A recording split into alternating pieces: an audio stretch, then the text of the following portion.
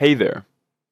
So, I'm going to describe two Dungeons and Dragons combat scenarios, and you have to figure out what is wrong with them.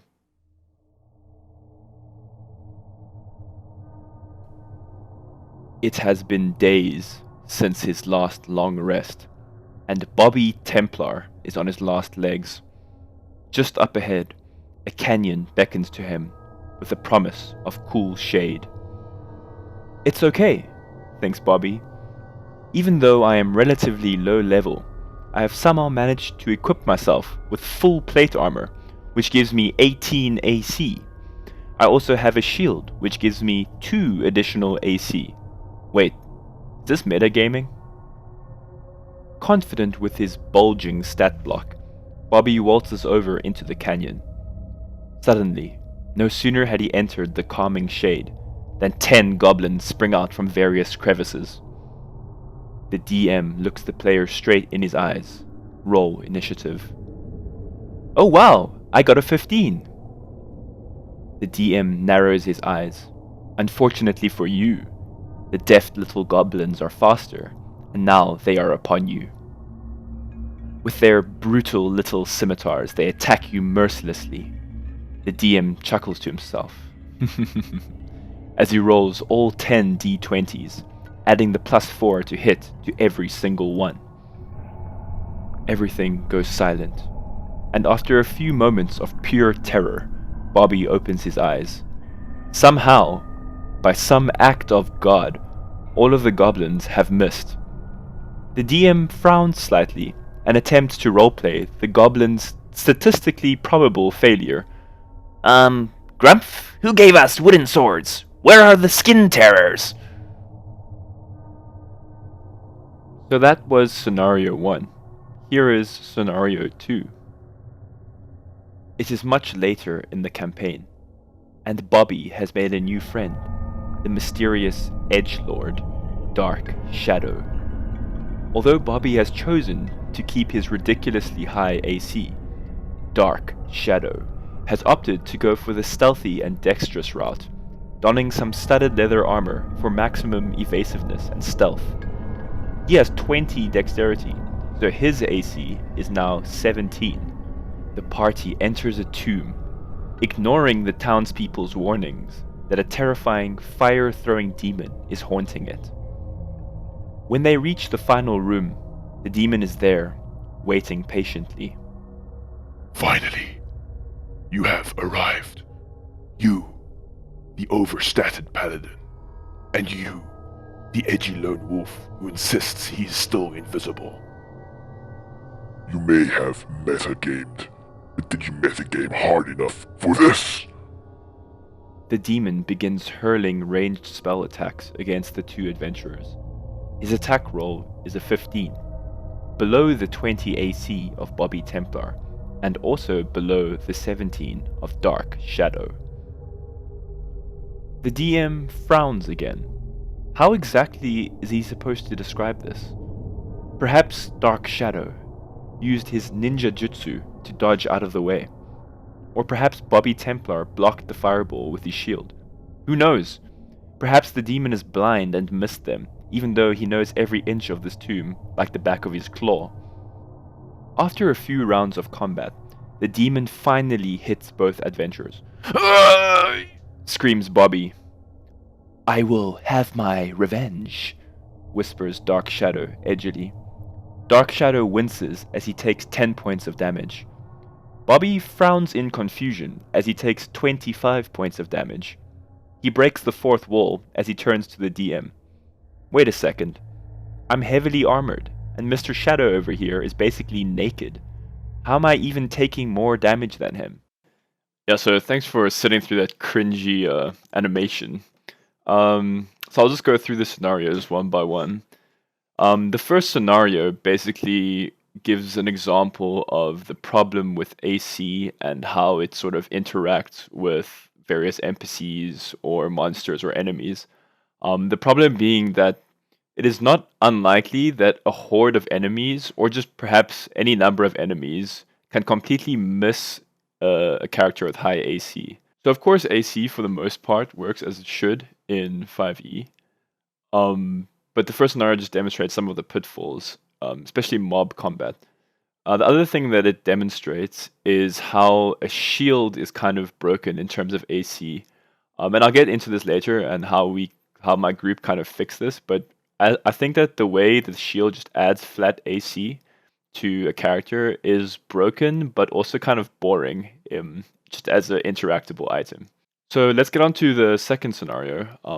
So this one's probably more interesting in that this issue came up in many of our sessions, and that's kind of just the intuitive feeling that heavily armored characters should be taking less damage than light armored characters. Um, and so what you have to do to like think about this is just drop all notions you have of how armor class works. So the way that armor class currently works, it basically puts in your mind this idea that heavily armored characters have a high AC, and therefore they're able to tank more hits, maybe. Or I guess that's what it's saying. It's not saying critically that they're able to dodge more hits. And I think that is the like key problem in the current system is that there's no real differentiating factor between tanking hits or like deflecting blows of swords and outright dodging blows.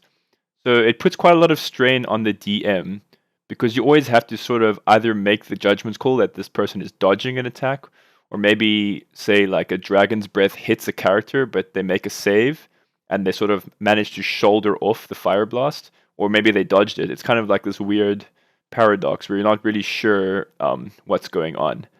So now I'm going to show you the new system that we came up with. And this changes AC into two different statistics. So the first statistic, which is AC as it used to be, is now called dodge. And there is now a new statistic called armor or mitigation.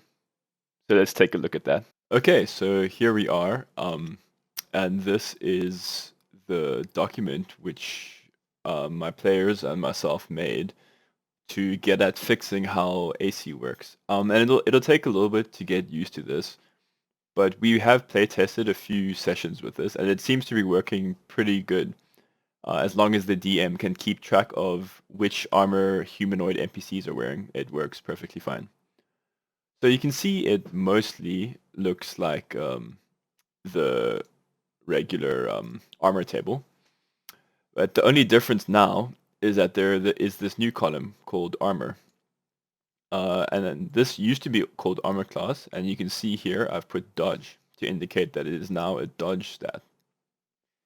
And before I get into like very specific things about how the armor and dodge scales, I'll just say that I have actually changed most of the gold values because the gold values are whack in the original armor. Like it just doesn't make sense how they scale. The other major thing that's different is stealth has been changed, which also does not make sense at all in the actual original armors table.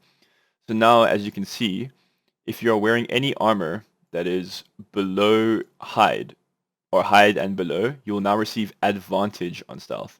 So this reflects wearing armor that makes little to no noise. So you should be, like, as one would guess, very stealthy with these armors.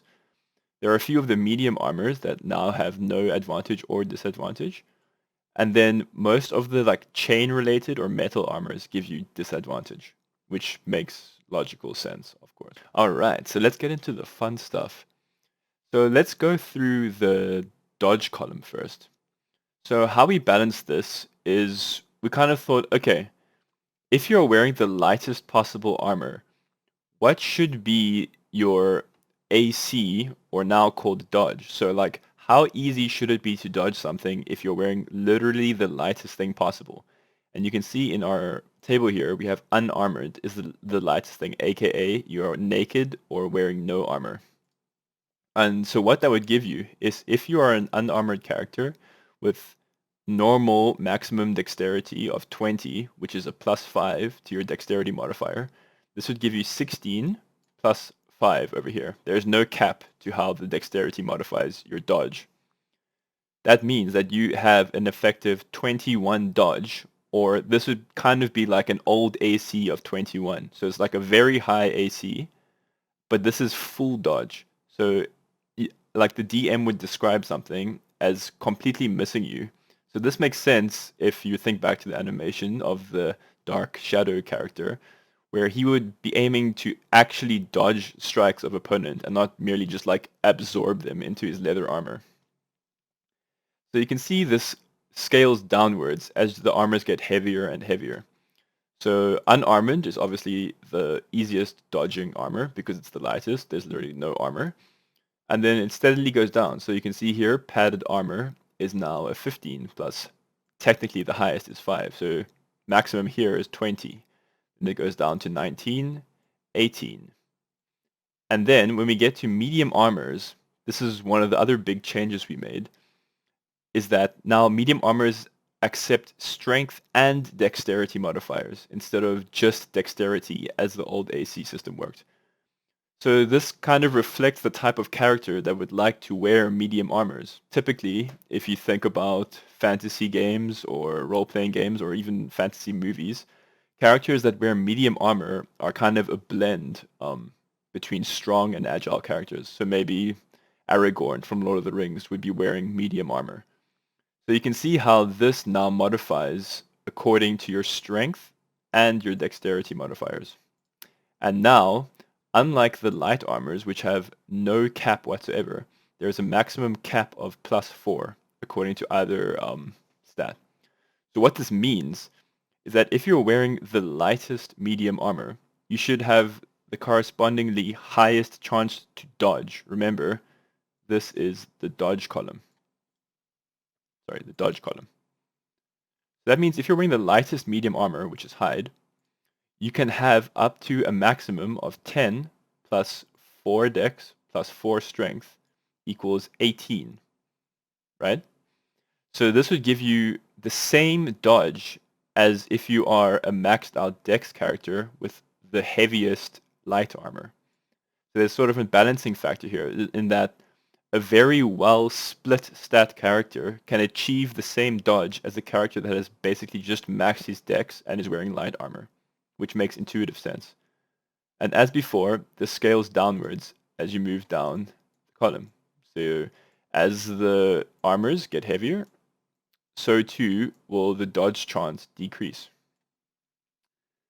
And then finally, we get to heavy armors, which I think are kind of broken in the old system in that, like, basically if you can wear it, you always want to wear a heavy armor, unless there's some fringe cases where a DM would be like, you can't wear heavy armor because of the weather or something like that. So now you can see that it is similar to how light armor operates in that there's an uncapped modifier. So in light armor, there's an uncapped dexterity modifier, and in heavy armor, there is an uncapped strength modifier. Remember, this is dodge. This has nothing to do with your actual armor or mitigation. This is pure ability to dodge a sword, or obviously any other attack. So, if you're a very strong character, you will have a +5 strength modifier. And if you're wearing the lightest heavy armor, which is ring mail, you will be able to achieve a 16 dodge, which is quite high considering that you have heavy armor. So the problem you're trying to fix with this is that if you're wearing heavy armor, it should be very difficult to dodge attacks. You don't see characters wearing full plate armor doing rolls in movies to dodge arrows. Think about Dark Souls if you've played that. If you're wearing the heaviest armor, you do something called a fat roll, which is essentially an extremely slow evasive maneuver. Compared to when you're basically naked, you can roll extremely quickly and therefore dodge things. So, what is the drawback? According to this system, it seems that heavy armor is terrible, basically, because the maximum, if you're wearing full plate armor, the maximum dodge you can get is 13. So this is basically equivalent to having a 13 AC under the current system. So what did we include to sort of offset this thing that sounds quite terrible? And that is where we get to armor. So as before, we can look at the lightest armor in the game, which essentially means you are naked. So you can see here in this new column called armor, this does not exist at all in the current system. If you are unarmored, so basically you're only wearing like commoner's clothes or traveler's clothes, or perhaps you're literally naked somewhere, every time that character fails the dodge roll, this will take place. So how we set this up is that every time you are attacked against, you will have your own roll. So the attacker, say a goblin attacks a naked person, the goblin perhaps rolls a 10. And their modifier is maybe +4. So there'll be a 14 attack roll, and that will be compared first to the dodge. So you can see that this, no matter what the character's dex modifier is, unless it's negative or something weird like that, this character will always dodge an attack roll of 14, aka the goblin will literally miss the character. But say the goblin rolls, I don't know, a 19, so it has a very high attack roll. And even if you have a small dex modifier here, it'll still hit you. That in real life would be a very dangerous situation because this character is basically gambling that any hit will miss because they're literally naked. So they know that anything that will hit them will do a lot of damage. So you can see that is reflected here in the armor table, where it says if you are hit, you would then go to the armor table, and that player would then roll a 1d4, and on a roll of 1, they'll take 2 times damage. So this is basically a crit. So they have it, if they are hit, there is a 25% chance they will be crit by any attack. So this may seem like a harsh penalty, but I think it is fair, and we have tested this, considering that you can have such a high AC if you just max out your dex mod and you're naked, which makes sense. So moving on from that, which is kind of a fringe case and an outlier, you can see that the armor increases as you go down this row. This column, sorry. So what is happening is the average value is increasing as you go down. And also as you go down, you'll notice that even though some of them have an average value that is the same, if it is a heavier armor, the variance will increase. So you'll be able to block more, perhaps, like there's a probability that you will block more. So an example of this is maybe, let's see here. So 1d6 plus 1 for a chain shirt, and 1d8 for scale mail. So if you know kind of like basic statistics, you'll see that 1d6 plus 1, the average roll, like the average outcome of a 6-sided die is 3 plus 1. So this is a 4 armor value. But you also see that 1d8, the average outcome of a 1d8 is 4. But the difference is 1d8 can potentially block 8, whereas 1d6 will never ever be able to block 8 damage. So that is the offset. So you can see as the dodge decreases, so the chance to dodge is steadily decreasing as you move down this table, the amount of damage that you can potentially mitigate is increased. So you'll see that this dodge, say you have a +2 dex modifier, you'll have a 16 dodge, and then if a monster rolls higher than 16, then you have the opportunity to mitigate some of that damage with your armor. So you can imagine in combat what this would look like, and why we wanted to play this is because it's far more realistic than the current system. So say someone hits you, that then in real life you can imagine your character is trying to dodge out the way, but unluckily they hit you. And then you have to roll to determine how much your armor saves you.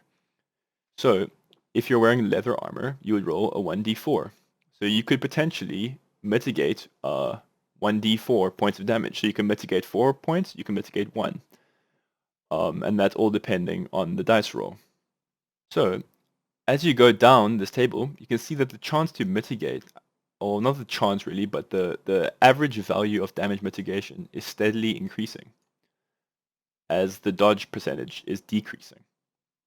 And then when you finally get to heavy armor, which by nature should have the highest mitigation in the game because it is literal metal armor, you can see that the highest ranked heavy armor in the game, full plate armor, which is basically you're just wearing huge metal sheets around your body.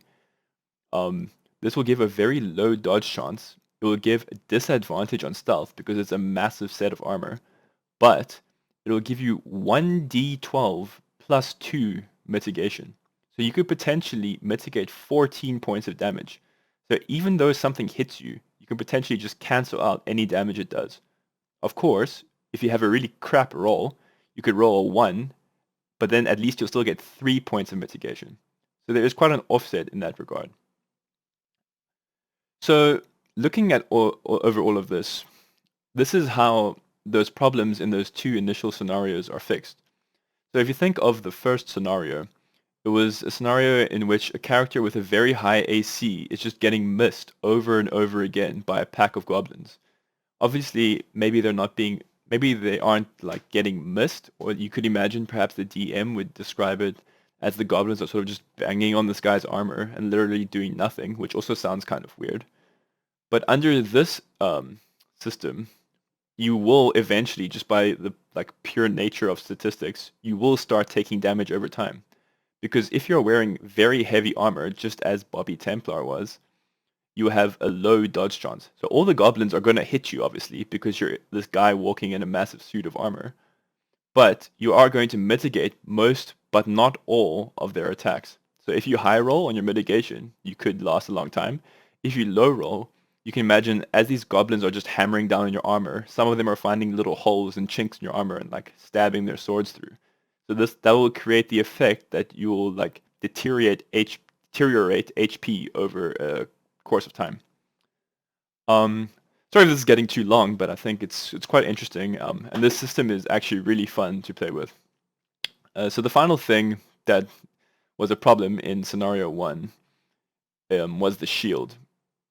So the shield in regular 5e just gives you +2 AC, which is ridiculous because I think that's way too much AC just for a random shield in terms of how the system works. And it's also just boring as an item because who wouldn't want to just use a shield then unless you're using a two-handed weapon?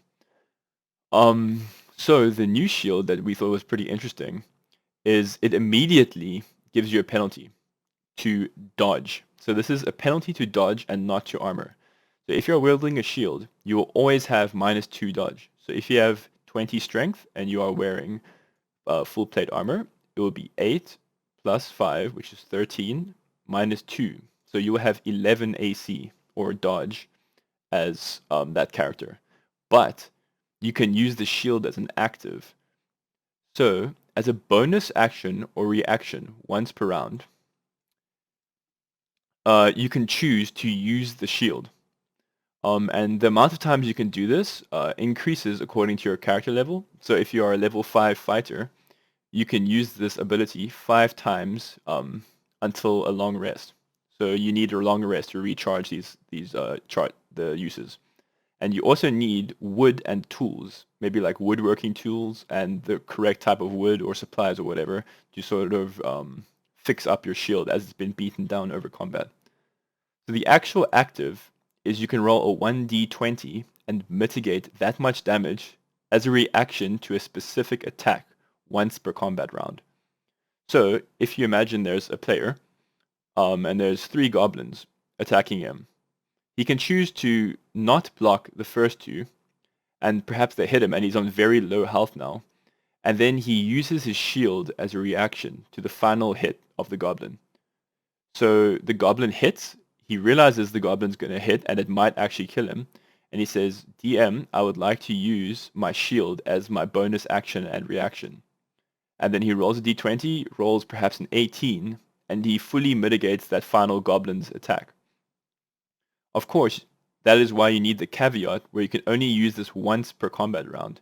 Because imagine there's a guy with a shield just like blocking everything, which is ridiculous.